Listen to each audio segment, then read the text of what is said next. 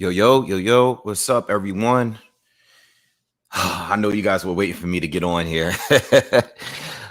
Oh my God, it's been one hell of a morning just reading comments and tweets, and was able to listen to a little bit of content, listen to all the post-fight interviews, and just trying to come up with a conclusion to all of this. A big mess. A lot of people are outraged. A lot of people are mad this morning. And damn, let's talk about it. All right. What's up, everyone that was here last night?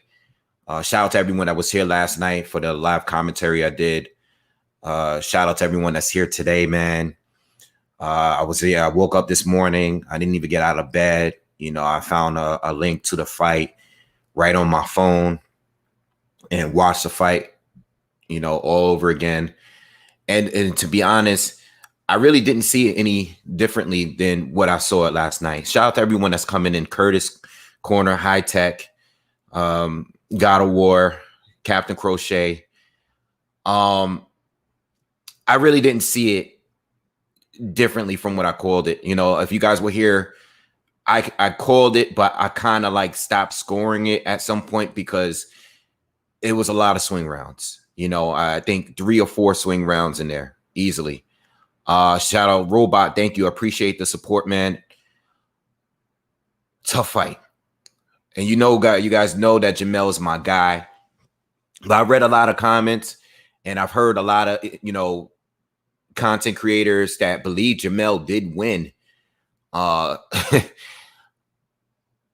respect a lot of people. Now, I had it for Castano. All right. And I'm sticking to the way I had it yesterday.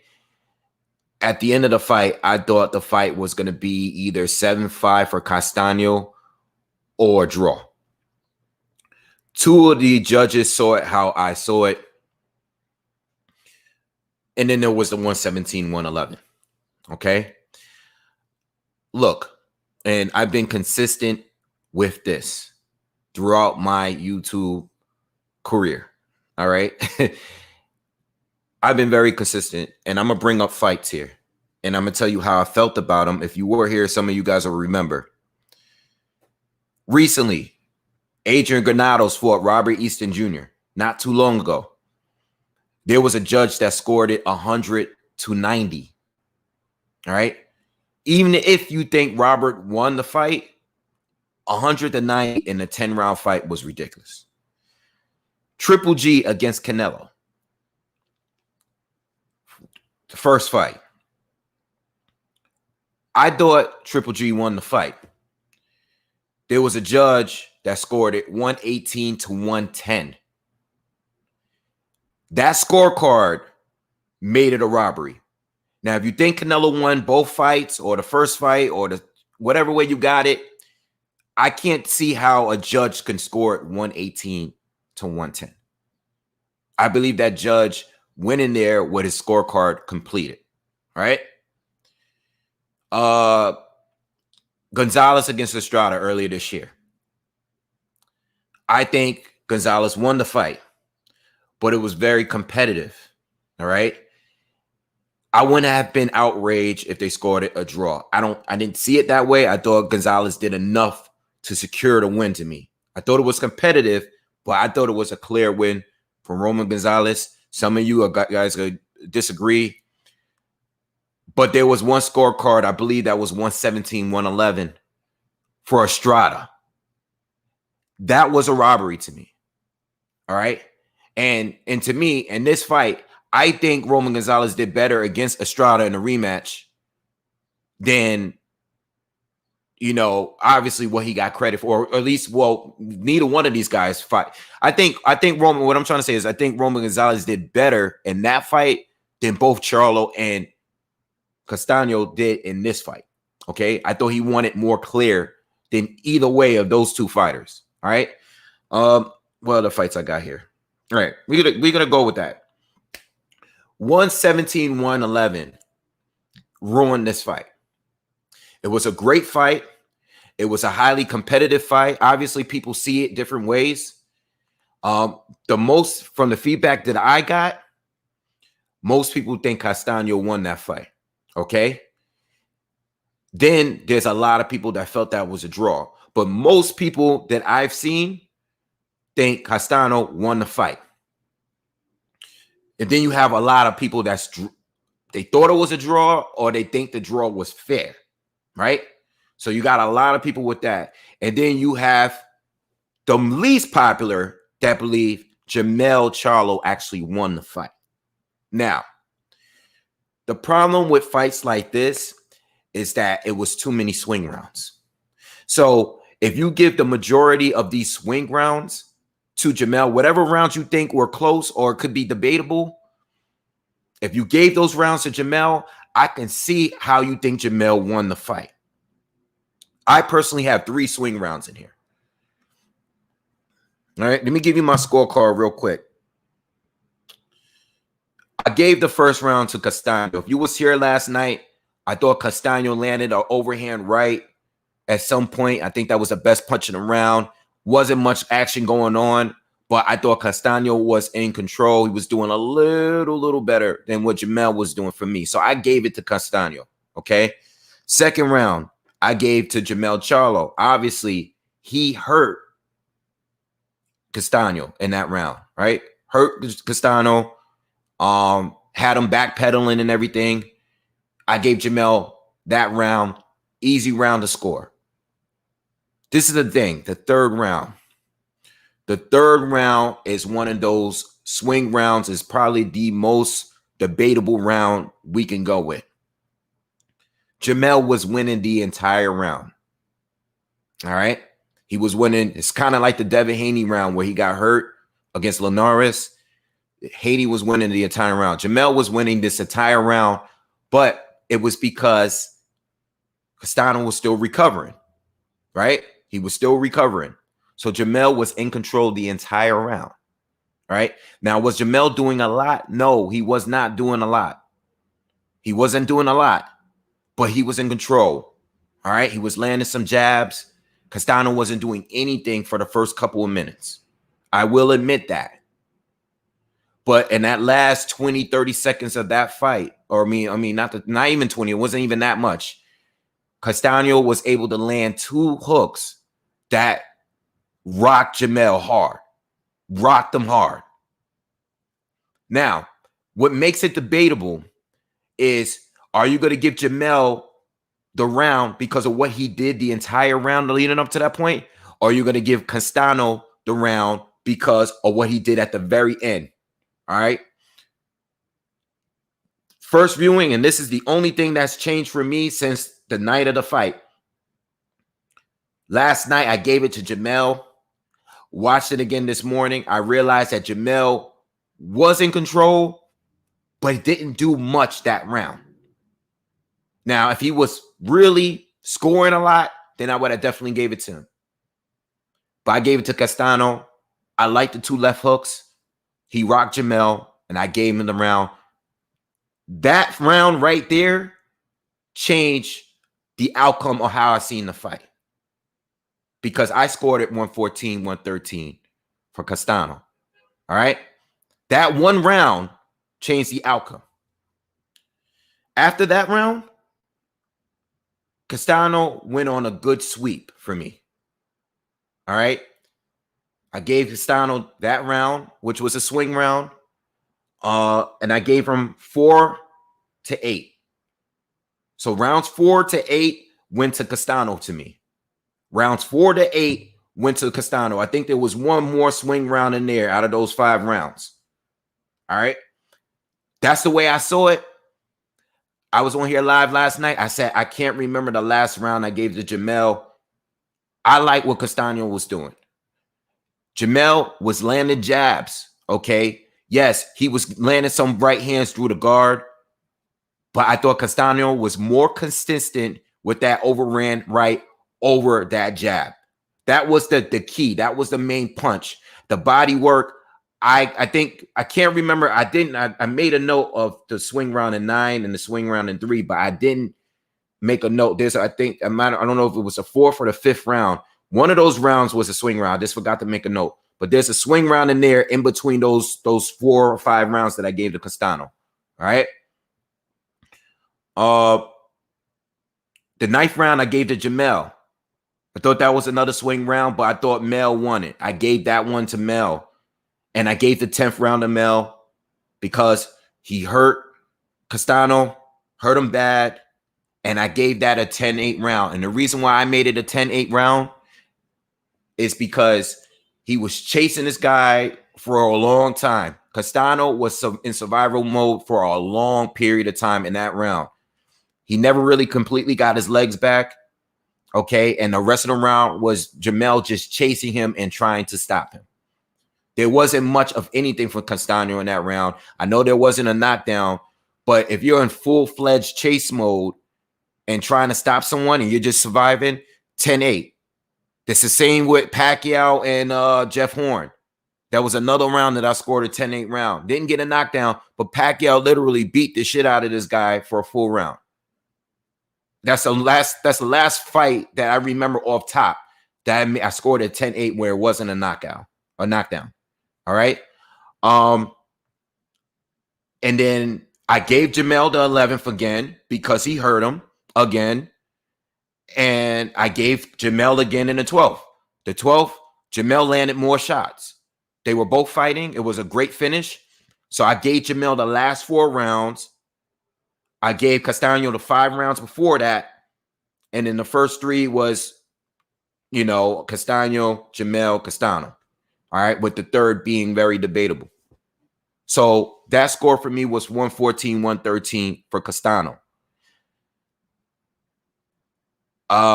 With that being said, I am not mad at what people were saying.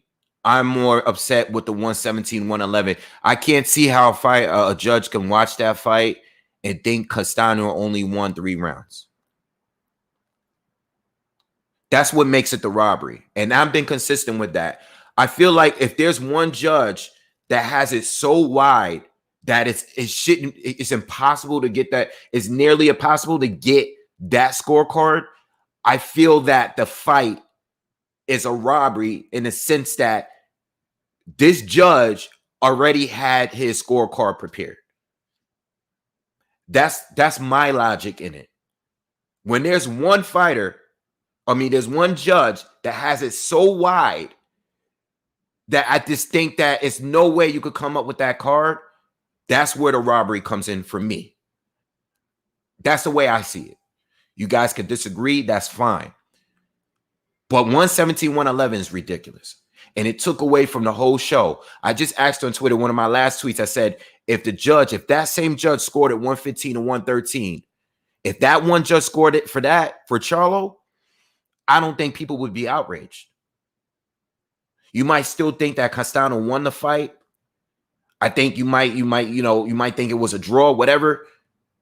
117-111 was too wide. It was too wide. All right. Sorry for the super marketing. Thank you for the super chat, man. Al Haymon was never going to let Castano walk out of there undisputed. Absolute robbery. I'm rooting for Castano in a rematch. 8-4 Castano. All right. So this is my thing. All right. And I've been seeing a lot of these comments, and we not going to go on. And listen, appreciate you super chatting and supporting the channel. What we're not going to do is make it seem like this is a PBC thing. All right. We're not going to do that because this is not a PBC thing. I know this fight was a PBC event, but robberies take place everywhere. So if you think it was a robbery, let's not make it because it's PBC, because it happens on Top Rank. It happens with Matchroom. It happens on DAZN. It happens on ESPN. It happens wherever. This is not a consistent thing with a specific group or network or promoter. Okay, there's a lot of fights that's gone down this way. It is what it is. You might not like PBC, but when it comes to bad scoring, that's not just a PB. I've been seeing comments like that. Like, let's not go there with that. All right, I don't like the 117-111, but this is not a PBC thing. Same thing with Texas. I see a lot of those Texas tweets and comments. Robberies occur everywhere. Okay, let's speak about this fight specifically. The fight itself, the judges, I wasn't mad at the scorecards. 114, 113, I agree with. That was cool. I think the draw was cool. I think even if they had it edge for Charlo, I think that was cool. But having it 3 rounds for Castano was too wide for me. For me, it happens everywhere. Robberies happen everywhere. You know, so I don't like when the scorecard is like that. I don't think if they gave it to Jamel 115, 113, even though I don't agree with that, I think that was kind of realistic based on what you're looking at and what you see and what you like. Some people like Jamel's jab. They like the fact that he was moving and landing some right hands through the guard of Castano. You know, I think a lot of those shots were blocked, though, by Castano. But I feel like a lot of the exchanges between Jamel and Castano, where people felt like Castano was winning the fight because he was pressuring him. A lot of those shots were blocked too. A lot of those shots were missed shots. So you got to understand, people are going to see it differently. But if I had to pick a winner, I felt like Castano was more consistent for sure. But Jamel was able to hurt him more. You know, Jamel definitely hurt him more. I think when it comes to the rounds, and I said this last night, most of my opinions from yesterday, it hasn't really changed. I think that the rounds where Jamel won without hurting Castano was harder to call than the rounds that Castano won against Jamel. I think the rounds that I gave to Castano was more easier on the eye for me.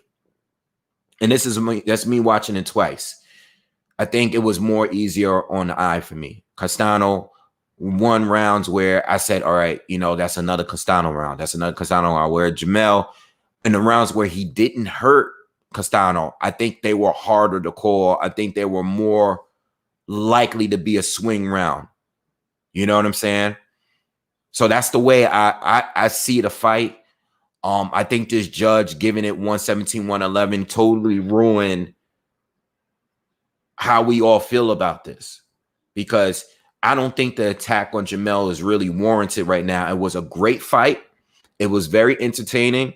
I know some of you got it really, really wide for Castano. I don't agree with you neither. You know, for the few of you that has it extremely wide for Castano, I don't see it neither. You know, some of you have it too wide for him. I don't see it. You know, but you know, that's the way you see it. That's the way you see it. You know, I'm not really here. You know, it's one of those fights. It's one of those ones. Now moving forward, as far as the rematch, hopefully we get an immediate rematch in this fight. Because we need it. We need an undisputed. We don't have an undisputed champion right now.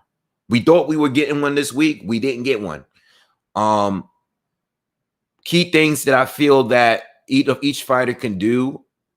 I think that Jamel needs to do more of the adjusting in the next fight.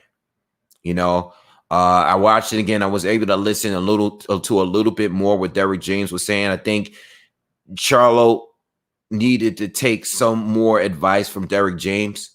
You know, I also think that Charlo was trying to force the knockout.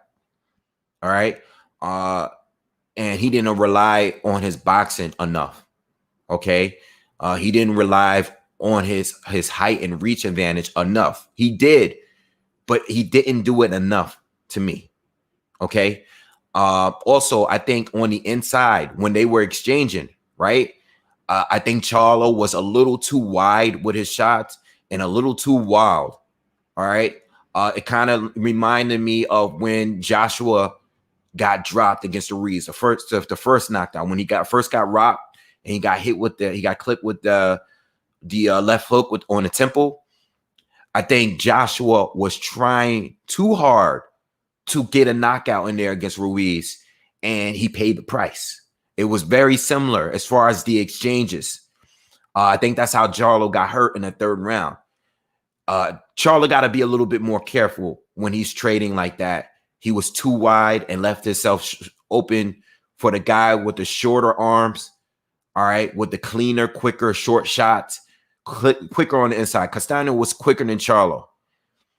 He can't put himself in those situations like that against a shorter guy with the shorter arms.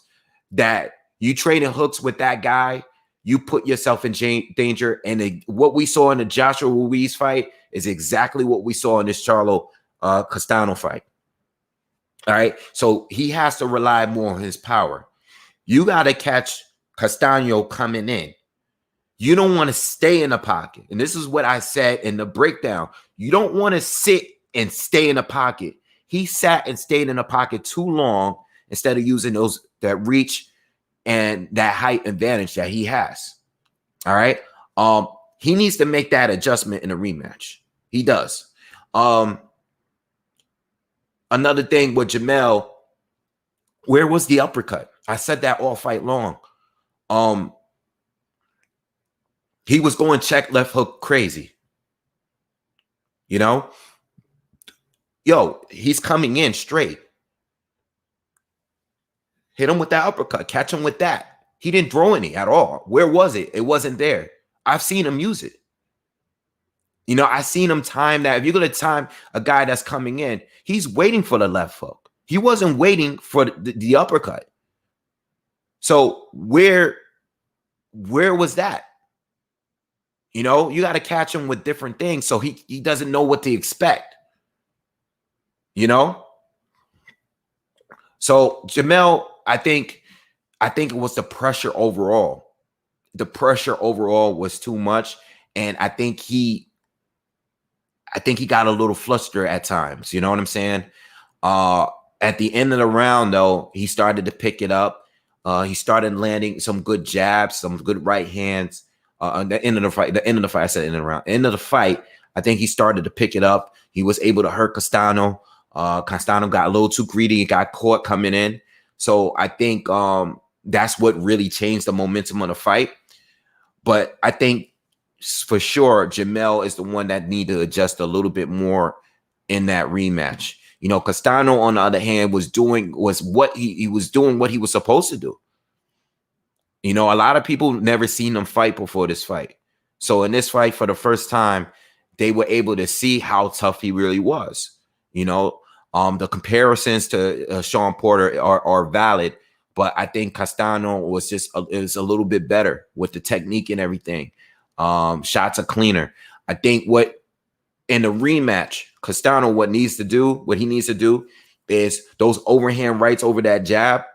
I think he need to do that a little bit more. You want to take away Jamel's jab because Jamel's jab is what gave him rounds, gave him points. You know, that's how he was able to outscore Castano in some of those rounds. So I think you want to take that jab away. You want to make it your fight. So anytime, you know, Jamel is popping that jab, you want to try to catch him and counter that jab. You know, Jamel, I think he needs to probe a little bit more. I think he needs to feint a little bit more. I think I've been addressing him setting up these big shots for a while now, since the Tony Harrison fights. You know, I think he needs to set it up a little better. But Castano, on the other hand, he needs to take that jab away. He needs to, you know, slip shots and counter a little bit more. He was doing some of it in this fight, and it was good. He was doing a good job. But I think if he was able to do better at that and was able to close the gap a little bit better, then he would have even more success. All right. So that's what he would need to do in a rematch. The thing is, Jamel has power. So if he catches you, you might get hurt from it. We've seen him get hurt a few times. We see Castano get hurt a few times in this fight. That's always going to be the danger when you're fighting Jamel. I mean, Jamel got hurt too here. You know, he got hurt too. He got clipped. But I think he can adjust what he was doing. Like, he was doing something that I saw was just wrong. Where Castano wasn't doing anything wrong. It's just that, a couple of the shots that landed, it just hurt. You know, it hurt. It is what it is. But I think Jamel is the one going into the rematch. I think Jamel is the one that has to make the adjustments because I've seen more mistakes with him, in this fight than I saw with Castano. So Castano did exactly what he always do. Also, Jamel, and people are angry and outraged this morning. And I understand, again, I understand the 117, 111. People are taking it further. People think that the other two scores shouldn't have been that. They thought, a lot of people feel like that this was a clear win for Castano. And if you feel that way, that's cool. Castano had a draw with Lara. All right. Jamel did a lot better than Lara, in my opinion. All right. The Michelle Sorrell fight was a competitive fight. They gave it to Castano, but I believe that it was like a 115, 113 thing. I don't know how close that fight was, but it wasn't wide. Jamel did better than Sorrell too. All right. This fight was a very competitive fight. And I think at the very least, at the very, very least, and that's if you're being extremely generous for Castano, Jamel at least 1-4. At the very least. At the very least. But there were a lot of swing rounds there. And this is why I don't know how people can get upset, because there's a lot of rounds where, depending on what you like, there's at least 3 swing rounds in there. There's at least 3. So all the whole, you don't know boxing, if you scored it this way, that way, that's really, really extra. Like, y'all got to calm down. All right. I know you see it one way, but a lot of you got to calm down. I think some of you are getting a little out of hand with the you don't know boxing. You don't know. And y'all not saying it to me, but a lot of y'all saying it to other people. Yo, there was a lot of swing rounds in that fight, man. There was a lot of swing rounds. I didn't really see it any much differently than from what I saw it the first time. I scored, if you're just coming in, I already gave my scorecards earlier, but if you're just coming in, I scored it 114 to 113 for Castano. All right. And I had 3 swing rounds in there for me. I had 3 swing rounds. 2 of them I gave to Castano. So I could have easily scored it for Jamel Charlo. But I gave 2 of the swing rounds to Castano. All right. That's just the way I see it. And I think a draw was fair. I don't think anyone clearly won. I think Castano won more rounds, but Jamel was able to hurt Castano more. It's just, that's the way I seen it. Jamel hurt him a few times, but Castano was more busy. He was doing better. The fight was going in his way for the most part. Shout out to Counterpunch Boxing News. Thank you, my brother. Appreciate it. There are similarities between Castano and Maravilla in controversy with popular opponents. Yeah. I think even the way that Castano got hurt and the way he looked, it was similar to Sergio Martinez when he got hurt against Cotto, and Chavez Jr., the way he looked, his legs was rocked. He was just trying to survive and move and get out of there. And he did a good job. I think the reason why I scored a 10-8 round as well for Jamel Charlo in that round is because the round was about him escaping. We didn't get any action from him. It was all about survival in that round. There was not much of anything outside of him getting hurt and surviving the round, where Jamel Charlo was on a hunt. Even continue into the next round. All right. Those later rounds, I gave the last 4 rounds for Charlo. I gave him the last 4 rounds. But all those I think Castano cleaned up all those middle rounds. All right. But good fight, man. Very good fight. Very good fight. And I would like to see a rematch, man. And that's it. And you know what? Not for nothing. This is another thing. This is another thing where I think the two of these fighters have proven that they're the best at 154. I think the fact that the reason why this fight was so competitive is that they both are the best at 154. You know, I think they both had tools and advantages over each other, which made it a very close competitive fight. I think Castano's pressure and his quickness and his ability to close the gap and close in and smother Charlo is what made him a tougher challenge for Charlo than anybody else there at 154. You know, and I think Charlo's punching power, okay, the fact that he can change around, like he could change the fight around at any given moment, the danger of him being able to do that at will. He can land something that even though the second round when Castano got hurt with that left hook, that was a punch you saw coming. Like I predicted it literally in the first round. Like this is the punch that Charlo was looking for. Even in a breakdown that I did, that was the punch that Charlo was looking for. He landed, right? He landed that shot. But the shot in the 10th round that he landed, I didn't even see that coming. It was so quick. And he hurt Castano even more in that round. You know, that was a bigger shot. He was almost able to get him out of there. Didn't put him down, though. Didn't put him down. But yo, I think these guys are the best at 154. I was very pleased with the fight. I was very entertained by the fight.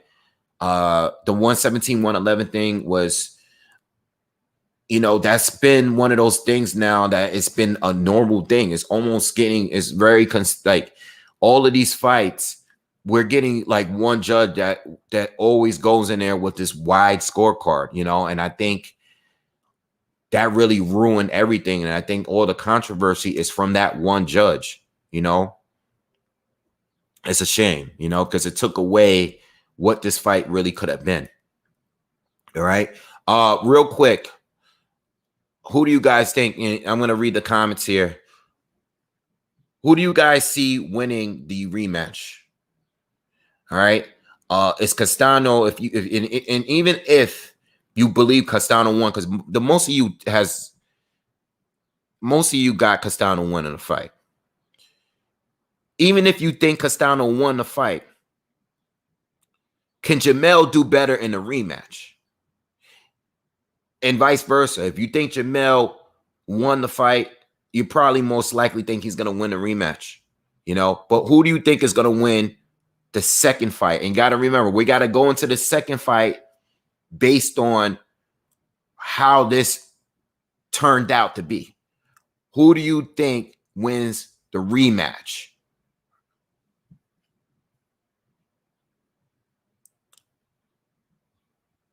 Castano.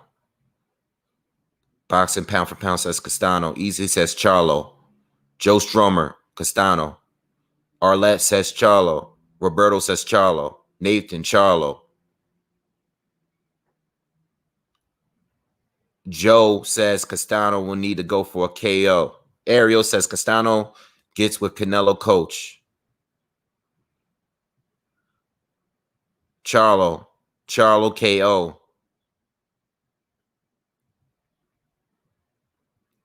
Charlo looked weight drained. He said he lost 25 pounds. That's not good. Sleepy says Mel would need 3 to 4 years to learn how to box to beat Castano. Okay, so now Jamel just doesn't know how to box. I agree that he had issues with the pressure, but see, those comments like that, people are taking it too far. Charlo, too big. Charlo, Castano. See, this is the thing. Charlo wins rematch. As many people that thought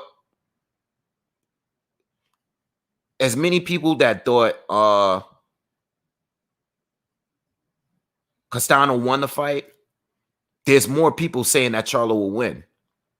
And I think I think Charlo will win because I can see him making adjustments to some of these mistakes. You know, I can see him making adjustments and doing better. I think if he were to watch that fight and see exactly what he was doing wrong, I think Castano edged the fight, but Castano did exactly what I knew he would do. I don't see much adjustments with him. I can see him doing what he did more of what he did, what was working with, which was the overhand right, by the way. That was his best punch. I can see him doing more of that. But I see a lot of things that Charlo could do on his end to really fix and some of those flaws he had in this fight. It really depends on what he's going to do. But Castano, that is the Castano I've seen. As much as I've been watching him fight, I've always seen that guy. What that man we saw last night, that is him. Every single night he shows up and he fights the same way that way. Whereas Charlo, I've seen him fight two completely different styles. I think he can make adjustments. And he was able to hurt Castano, and he was the better finisher in that fight to me. I don't think he won, but he was the better finisher. He has a power, and I think he's capable of making those adjustments. That's the way I see it. You know, Yusuf, thank you for the super chat. Not mad at the draw. Gun to my head, I pick Castano. I think Mel has the ability to make adjustments and outbox Castano. I think Castano is one gear, one way, whereas Charlo can switch it up. That's exactly how I see it. And that's exactly what I'm saying right now. You know, there's a lot of Castano winners in the comments, but there's a lot of Charlo winners in a rematch. You know, and I think that's what it is. And I think when that fight is announced, I am going to pick Charlo. You know, I can tell you that now. I think Charlo can win and adjust and make some changes. You know, I think Castano always shows up the same way. That's the fighter we always see. You know what I'm saying? So it was a good fight. I really enjoyed it, man. I think it's overshadowed by that 117, 111 scorecard. It really took away from, you know what I'm saying, what really happened that night. I do see Castano beating everybody else, though. I do see him, and I still see Jamel beating everybody else right now at 154. I do see Castano beating everybody else, and I do see Jamel still beating everybody else. You know, I think guys like for example, I think the only fighter that I really feel that Jamel might really have an issue with at the division is I still think Lara give him a lot of problems. You know, because I think Lara I think Lara is capable of doing what Tony Harrison was doing, but better against Charlo, especially because he has experience fighting him before. They used to be in part of the same camp. So I think Lara, even at his age, knows how to slow Lara down. I mean, slow Charlo down, similar to how Tony did it. But Tony always fades late. You know, so I think Lara is the only person that I can see giving Charlo a tough fight to a decision. I think Charlo beats Lubin again. I don't think he knocks him out in one round or anything like that, but I think Charlo catches Lubin if they were to fight. Lubin did his thing against Jason Rosario. That's cool, but Charlo's gonna catch him again. And I'm not saying that Lubin can't hurt Charlo, because Lubin does have power too. We saw Charlo get rocked in this fight. We've seen Charlo get rocked in the Tony Harrison fight. You know, we even seen Jason Rosario put some good pressure on Charlo. All right, but I personally think Lara would be the toughest challenge outside of Castano, because Castano might very well win the rematch. I don't know. Castano could be the one to flip the script and do even better in the rematch. So I'm not sure. Oh, I forgot about Fundora. The reason why I didn't bring him up, because I don't know how high, I don't know how far along he's coming along as far as a contender. I still kind of seen him as a prospect, but I see Fundora giving a lot of people problems. But Fundora don't have the technique. He doesn't have the skills like Castano. He's big, all right, but remember, he's hittable. He's very hittable, but he has power. And for a guy that's tall and long, he does fight on the inside pretty well. But I want to see him grow a little bit more. I wouldn't want to see him fight Charlo because of the same reason why I didn't want to see Lubin fight Charlo that soon. I didn't want to see Lubin fight Charlo that soon. I thought it was a mistake that Lubin got moved up in the rankings that quickly. So I don't want to see Fundora fight Charlo yet. I want to see him develop more as a fighter. All right, but going back to what I was saying, I think Lara, outside of Castano, I think Lara would be the hardest challenge.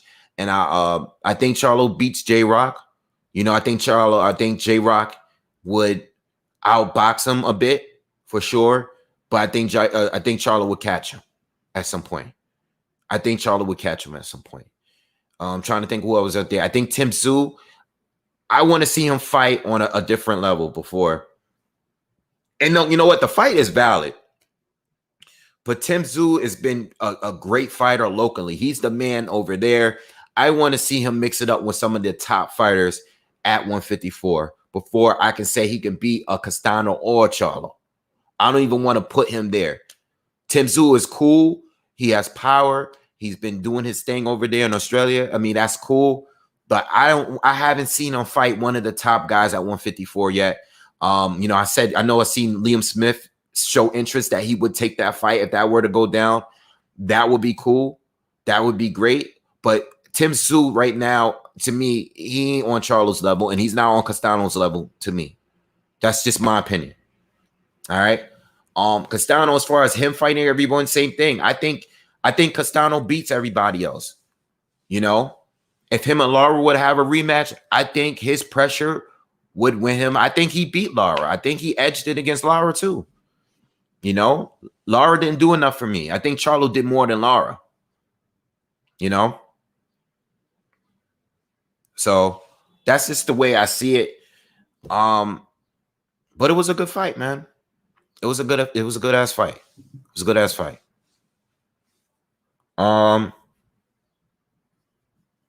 What are you guys saying? He worked through Charlo's jab. Castano will adjust as well. Charlo will move up. Well, that's exactly what I said earlier. He needs to take the jab away. All right? He needs to take the jab away. He did a good job landing those out, countering with those overhand rights. He needs to do more of that in order to close the gap. Whenever Charlo, because Charlo's going to go in that rematch, and he's probably going to maintain the distance a little bit more. All right? He's not going to go straight into the fight trying to trap Castano by backing himself into the corner. He'll probably do it in that spots, but he won't do it for the majority of the time that he did in this fight. But if Castano is able to take away from that jab and get through that jab more, then he will be the better fighter in the rematch. It really depends on how it's going to go down. All right? I don't think Jamel loses to Jarrett Hurd.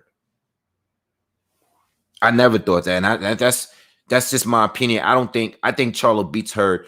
I thought Charlo beat Hurd before Charlo lost to J-Rock. Hurd is just way too easy to hit. Castano is not Jarrett Hurd. They're both pressure fighters. I think Castano is a better pressure fighter than Hurd. I think Hurd, yes, he got more stoppages, and he was, getting knockdowns and stuff because he was a bigger, more powerful man. But I think Castano is a better pressure fighter. He's a better boxer. And he's quicker. All right? I think you got to remember the thing with Hurd. The problem with Hurd is that Hurd normally gave up all of the earlier rounds. He's a very slow starter. Castano isn't. Castano is not a slow starter.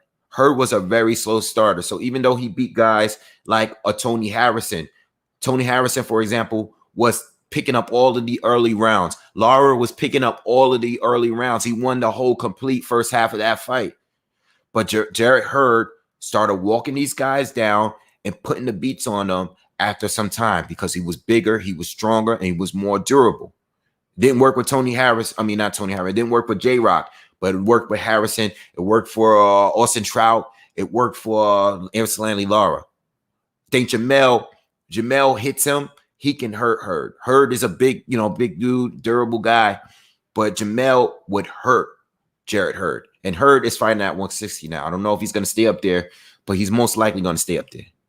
Roland Curtis, thank you for the super chat. The Raw fighter in the first fight almost never wins the rematch, so it won't be a surprise if when Charlo wins. Also, Harrison, Banana, and Castano were backing down and beating up Charlo, but Mel gets lucky. I mean, I'm not going to call it luck. I'm not going to call it luck if that's what he's doing. Like, he has the power. He has the power to change a fight around like this. So that's not luck. That's not really luck. Harrison was down early in a rematch. Harrison got hurt late in the first fight. Got stopped late in the second fight. Got stopped late against Willie Nelson. All right. Harrison was winning against Hurd and lost and got stopped. Banana has been hurt. Banana has been hurt. He can get hurt. He brings the pressure, but he can get hurt. He's kind of chinny. He doesn't take it to the body well. He just got stopped again from body shots from Lubin. He got stopped by Charlo first to the body, and then he got stopped by Lubin to the body. So what did I say about Banana? That's not luck. It's not luck. It's not luck. And Charlo stopped him early in the fight too. He not stopped him. He dropped him early in the round in the fight too. That's not luck. You can't say that's luck. That's not luck. If that's what you do, you don't keep getting lucky if you're knocking guys out. You don't keep getting lucky. That's what he does. He beats people up. He knocks them out. He might lose rounds, but he knocks them out. And that's the thing about, listen, Jason Rosario is a good fighter. I'm not trying to take anything away from him.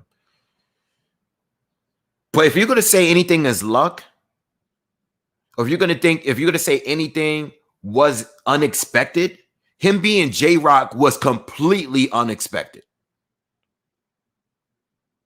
J-Rock, especially coming off of the win against Hurd, where J-Rock was the underdog, and most people thought J-Rock was going to get knocked out because he's been stopped by Charlo. And we saw the kind of run Hurd was having. Rosario really didn't do much before that J-Rock fight. So I don't think there was any surprise there that Charlo beat Rosario. He was supposed to beat Rosario. You know what I'm saying? Tony Harrison, same thing. He's been stopped before. Charlo is a knockout artist. That's what he do.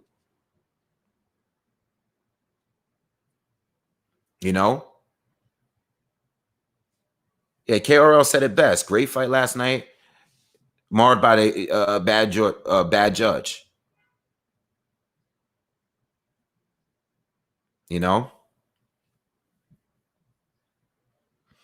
John thinks Rosario took a dive against Charlo. Charlo never bit him in the first round. And the deflected punch, no. Watch that fight because I was just watching it the other day. You're wrong on that. The first round or the first knockdown early in that fight, I don't know if it was the first or second round, that left hook did clip him on the top of the head. It did. It did land. That first knockdown did land. Rewatch it. They show it in replay. He did land and hit that. That wasn't, I'll say the body shot looked weird. It was a clean jab. It was a power jab to the body. But what I'm saying is it did look strange. It did look strange. But it's weird. It's funny how Rosario gets stopped with a body shot in his very next loss. So is he weak to the body or not? Because Lubin was having success all the way up into that point. But it wasn't until when Lubin went to the body, that's when he really got him out of there. So maybe Rosario is just weak to the body. Maybe he is weak to the body. You know?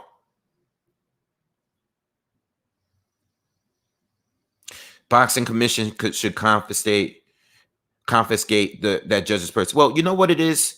This is boxing. All right. And lately we've been getting a lot of those one judges with the wide scorecards. It's way too common. All right. This is a corrupt sport. And even Jamel, I think Jamel even said himself he didn't think it was that wide, even though he believes he's won. And I don't think there's any problem with him. Like, Jamel should not be attacked at all. I don't understand why he's getting attacked based on what a judge scored it. He doesn't have a habit of winning rounds or fights where the judge scored it wide for him. He doesn't have a habit of doing that. He's not known to get gift decisions. That's not a reputation he has. So I don't think people should be attacking him. I mean, he thinks he won the fight. It was a competitive fight. I don't see what the problem is with that.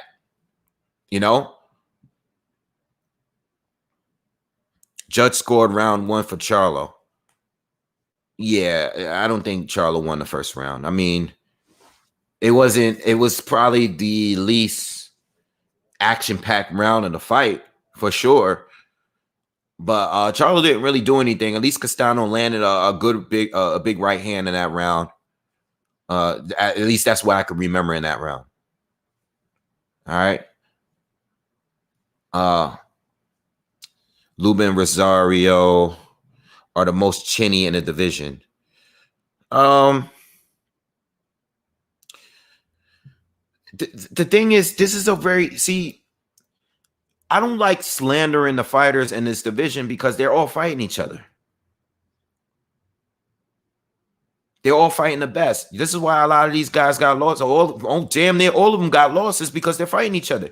If you think, listen, if the welterweight division was what 154 is, if middleweight was what 154 is, these guys would have losses. If Jamal, Andrade, Triple G, Eubank, and all of these guys at 160 all really face each other back to back to back like they do at 154, they would have losses on their record or more losses on their record.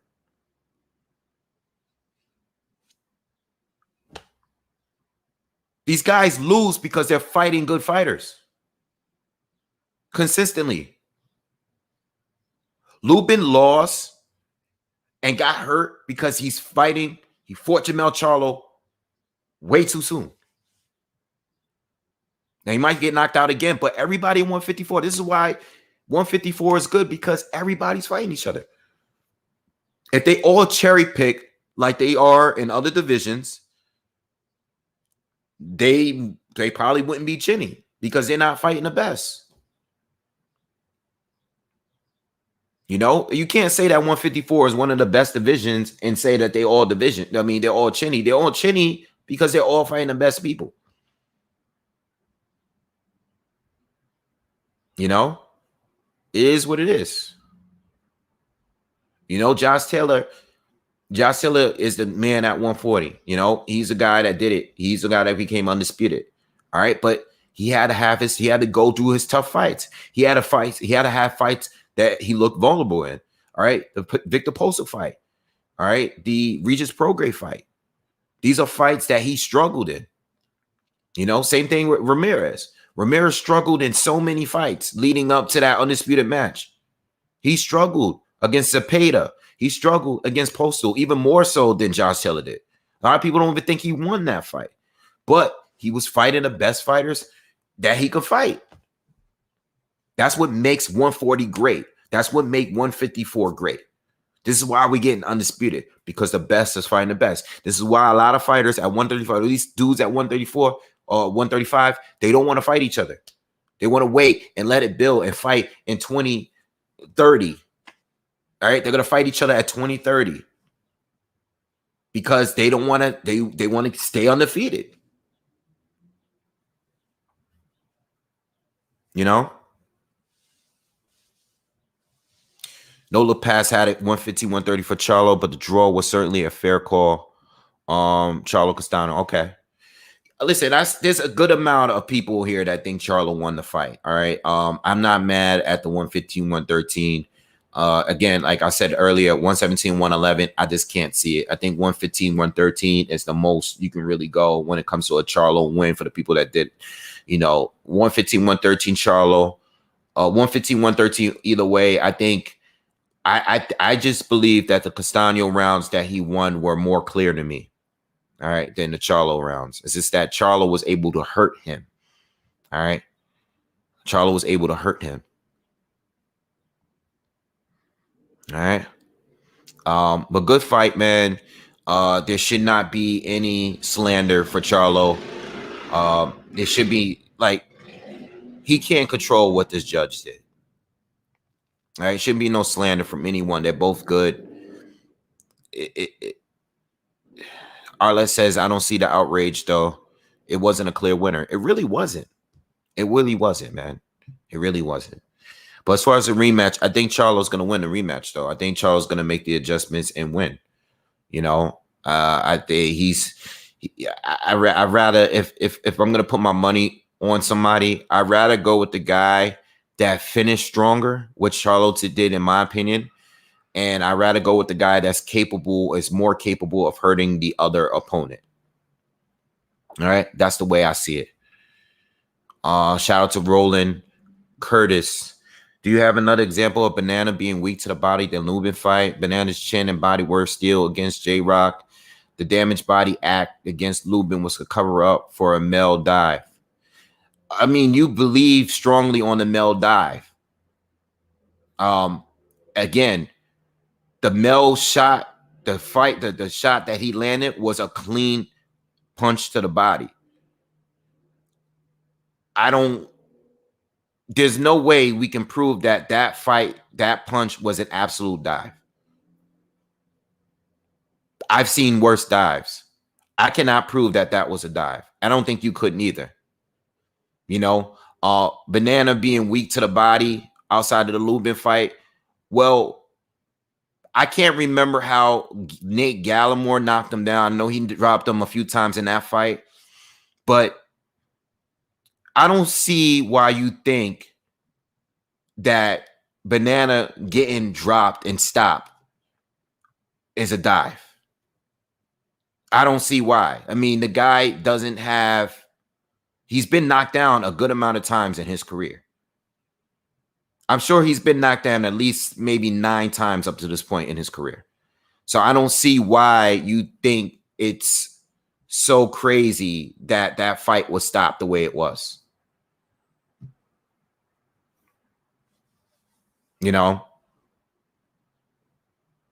So, I mean, listen, if that's what you're going to run with, that's what you're going to run with. That's cool. But we see much more worse dives than that. I don't think that is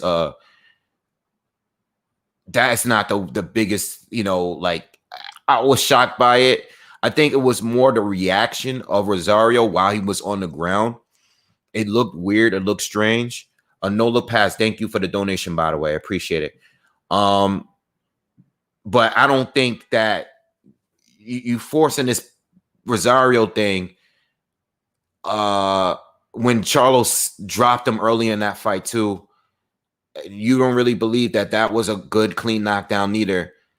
I don't know. It sounds like your mind is kind of already made up, and that's all I could really say. Malik Scott, someone just brought him up in the comments.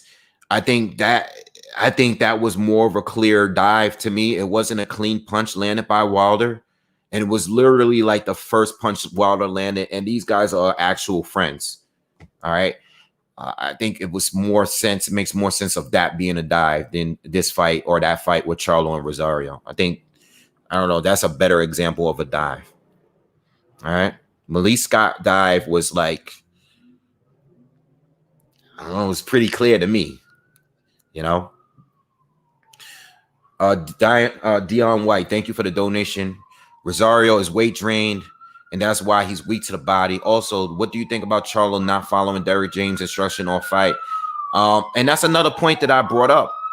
All right, that's another point that I brought up earlier. And thank you for the super chat, Dion. He didn't listen to his coach in the fight. You know, and I think it's because Charlo wants to get the knockout sometimes. Sometimes I think he's a little bit too eager to get the knockout. He was just in love with that hook, and he was just going for the hook over and over again. He was just trying to set that one shot up, you know, and he was reckless. And when he got pressured and things weren't going his way, he started to look sloppy. He started getting reckless, and he started to abandon the game plan. And there was a game plan because Derrick James was telling him in the corner what to do. So hopefully he can keep his emotions and stay everything in, like stay intact, stick to the game plan in a rematch. Because if he doesn't, he's going to lose a rematch. You know, so I think that was a huge issue. And like I said several times in this video here, it's all about how Charlo adjusts in his rematch. You know, can he adjust? He should be able to. I've seen him adjust. I've seen him fight in different ways. Will he do it for the rematch? We got to wait till the rematch to see. All right. John, thank you. Much respect to you. Been watching the channel for a while. Thank you for supporting the channel. Thank you for the super chat, man. I appreciate it. Carter Rivers, thank you for the super chat as well. What would the odds be in a rematch? -150 for Charlo. I scored a 7-5. But everyone's screaming robbery is bugging out a little bit, in my opinion. Well, the robbery comes from the scorecard. I don't know what the odds would be. You know, I'm not a gambling man. But I don't know if they're going to be in favor for Charlo or Castano. I really don't know what it would be. You know, I honestly don't know. But what I will say is that when it comes to the robbery is from the 117-111, because the robbery makes it look like that scorecard makes it look like that judge had it pre-written before the fight because he had it so wide. So when a fight is that competitive, right? And most people believe that Castano won. Let's just keep it 100. Most people think Castano won the fight, right? Whatever way you scored it, when it's that wide, that makes it a robbery because it's unfair. There's two judges that had reasonable scorecards, and there's one that had one that was basically damn near impossible. So that's what makes it a robbery, not the outcome of the fight. Most people say they're cool with the draw. They think Castano won. They might think Jamel won, but they're cool with the draw. But 117-11, 111, where did that come from? You know what I'm saying? That's what makes it a robbery. I said the same exact thing when Triple G got a judge, against him, 118-110 against Canelo, where Triple G was better in the first fight than a rematch. You know, 118-110. Oh, you scored at a draw. Okay, well, if it's a draw, then fine. But 118-110 for Canelo? How did we get there? You know, how did we get to 117-111 for Estrada in the rematch against Roman Gonzalez? How did we get there? How did that happen? How do you get 117-111? How?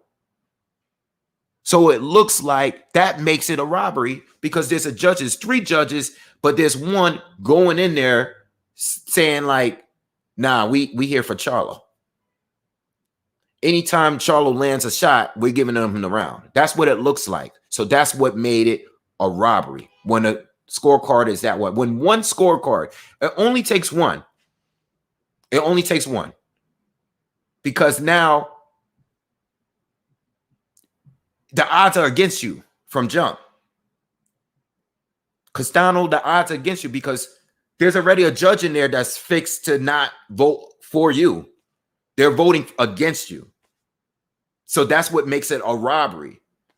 But the outcome, the draw, it's not a robbery to me at all. The draw itself is not a robbery. But that one scorecard made it a robbery.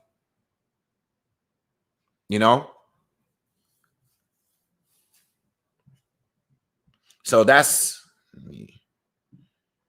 Joe, you got to chill with he's spamming. So I had to put you in timeout. Stop spamming. Stop spamming. We want people to really debate in the comments. You guys are leaving a lot of good comments, and I appreciate the support from everyone that's still done the donations and stuff. Really appreciate it. Shout out to my man Zone 6. Make sure you subscribe to his channel. One of the realest to give it up on here. Sleepy Chin says, Box, a great channel, and you have a great knowledge of the sport. Keep up the honesty and unbiased opinion. Thank you. Thank you. And listen, I'm not going to hold you. You guys know I'm a big supporter of Jermell Charlo. That's my guy. I wanted Charlo to win. I want him to win the rematch. But I have to be honest, because the thing is, I don't want to say what I think they want him to hear. Like I don't want to tell him what he may want to hear. I want him to get better. I want him to improve. I'm a fan of Jermell Charlo, but I don't think he won the fight. I think it was close, but he did not win more rounds than Castano to me. I think he won 5 rounds. I gave him 5 rounds, but Castano won 7 to me. And some of them are debatable. Some of them I could have gave to Mel, but Castano, to me, the rounds that he won were a little bit more clear for me. Outside of the rounds that Jermell hurt Castano, those rounds were clear, but the other rounds that I gave to Jermell was debatable. You know what I'm saying? Jermell is my guy, but I want him to improve. I don't want him to hear like, yo, they doing you dirty, they talking you dirty. Nah, I mean, some of the fans are talking a little too crazy to me. All right, I think some of you guys got it a little too wide for Castano, but I want Jermell to improve. I want him to know that, you got to listen to your coach. First and foremost, you have to listen to Derrick James, because Derrick James, from what I was listening to, was telling you what exactly you were doing wrong. And he was also telling you at the end that you needed a KO to win. He was telling you everything as your coach. He was telling you everything you needed to do, and you weren't following him step by step. You finished strong, though, and I got to give Jermell credit for that, because he finished strong in the fight. All right? I like what he was doing those last 3 or 4 rounds, but as far as overall, Derrick James was telling him one thing, and Charlo was not listening. Charlo, in his mind, already had his mind made up what he wanted to do. That's the way I saw it.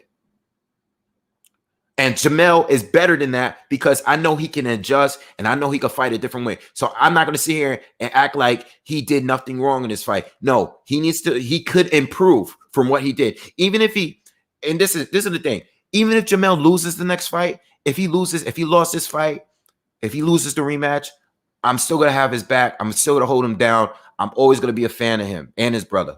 I love those guys. But if I talk to him face to face, I'm going to tell him the same thing that I'm telling you guys. That's just the way I am. I can't be any other way. I don't want to tell him. I don't want to gas his head. No, I want him to improve, and I want him to go into this rematch like, yo, get your shit together, because this guy's the real deal. And I've seen this guy fight Derenchenko. I've seen him fight a lot of people. You did good. You did better than a lot of these other dudes. You was able to hurt him, but you need to do better to pick up those rounds and secure the win and prove, because now people go in this fight thinking you got a gift. So now not only do you need to win, but you got to prove that first fight was a mistake. Like the way you stopped Tony Harrison, and Tony was still doing good in the rematch, by the way. Tony Harrison was still, like, I know he stopped Tony Harrison, but Tony Harrison was definitely getting busy in a rematch as well. But Jermell stopped him, didn't even let it go to the judges. So in this rematch, yes, you got to get the stoppage. You got to improve. Or you know what? You don't have to get the stoppage. If you're going to outbox him and do better and win more rounds, then fine. But you have to be more clear in this rematch, because we want to eliminate all that talk that people were doing like they're doing right now. So that's my stance on the fight and Jermell moving forward. He needs to improve. He needs to work on the mistakes he did here. And I think he's doing it. I think he's capable of doing it. And I think he will win the rematch. I think he's going to watch this fight and see exactly what he did wrong here, because he can work on those things. And even if he loses again, he can still improve from what we saw the other night, or last night, I mean. Shout out to Contender Regime Boxing. Great channel. Make sure you guys subscribe to him. Charlo got to step it up in a rematch for sure. Got to be way more aggressive. Salute, bro. Salute to you. Great channel. Newer channel do excellent work. Love his work, man. Make sure you guys subscribe to his channel. But we got to get that rematch going. We need to get undisputed. We need to get it immediately as well. And let's get it before the end of the year. Because we want undisputed, and I want these guys to defend their title, whoever wins. I want the right man, the right guy to win the rematch, all right? But Jamel got to step it up. He got to step it up in a rematch. He got to step it up, And same with Castano, Castano did good. Again, I think the adjustment goes more towards Charlo because he made more mistakes. But I think Castano, he got rocked. He got rocked when he got touched sometimes. So I don't know how much you can adjust that. I don't know. I don't know how he can adjust that, Because a guy hits you, a guy got power. The guy is known to have power. He rocks you when he touches you from time to time. What are you going to do? What are you going to do?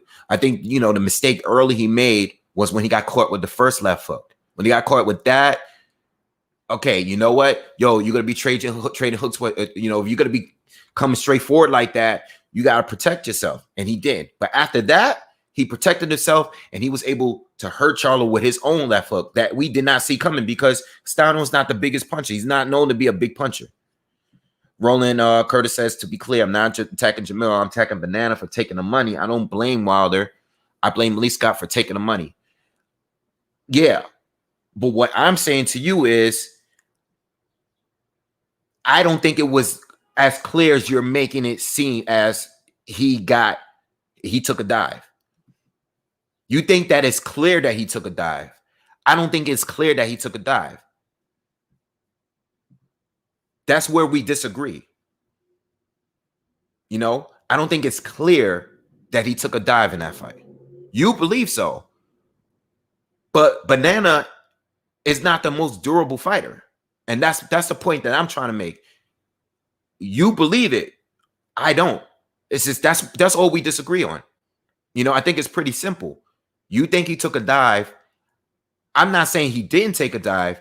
I'm just saying the example that you're using, that knockdown or the knockdowns in that fight against Jamel is not valid enough for me to jump to that conclusion, especially if the guy is not that durable of a fighter, especially if he's been knocked down before by lower level fighters. That wasn't that too long ago.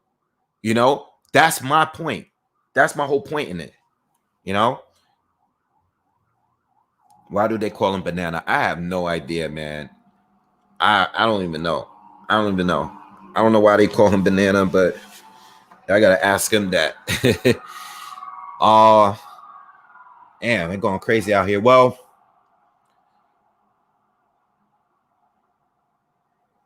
this week was supposed to be Wilder and Fury. We're not getting that,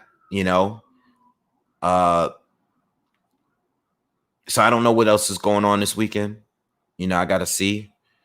But we have a lot of other fights to talk about. For sure. 154, when there's a draw like this now, kind of holds everything up.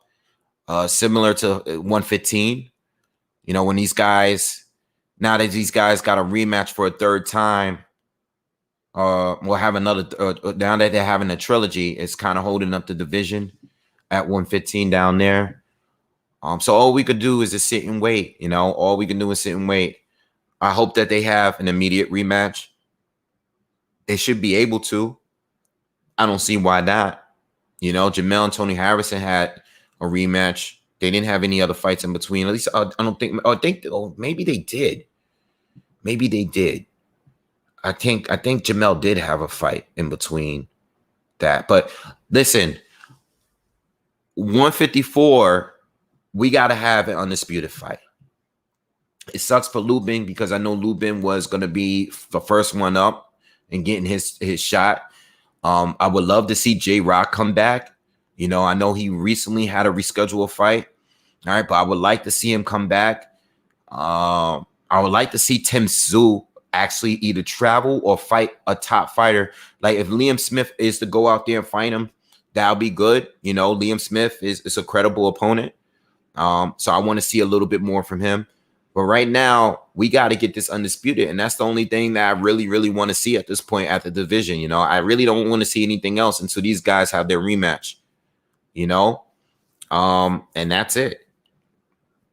All right. I know Danny has been talking about moving up to 154. To fight who exactly, you know? To do what exactly? I'm not sure. You know, I'm not sure, but I'm not really big on that, you know. I'm still, he really didn't do anything at 147 for me. So why am I going to think he's going to be even better at 154? You know, Danny did his thing at 140 for sure. All the credit. Like he did his thing at 140. All right. Eliza said, I got Bud Crawford beating Jamel Charlo. See, that's another thing too. Like, and Bud is my favorite fighter, but I still don't know. I still don't know. You know, I want to see Bud, and I think Bud beats Spence, but I still want to see what Bud could do at 147 before we just go to 154. I'm not saying he can't beat him. I just want to see. I just want to see first, especially when guys are going up in weight. I just want to see it. I don't want Mel to move up. Rolling, respect to you, boss, but if you train a fighter that reacted to a body shot the way that Banana reacted, would you let him keep fighting? Yeah. You mean like in his career? Because the fight was over after that body shot. The fight was over. So if he needs to come back and continue boxing in his career, then yeah. Yeah. Especially, you know. Yeah.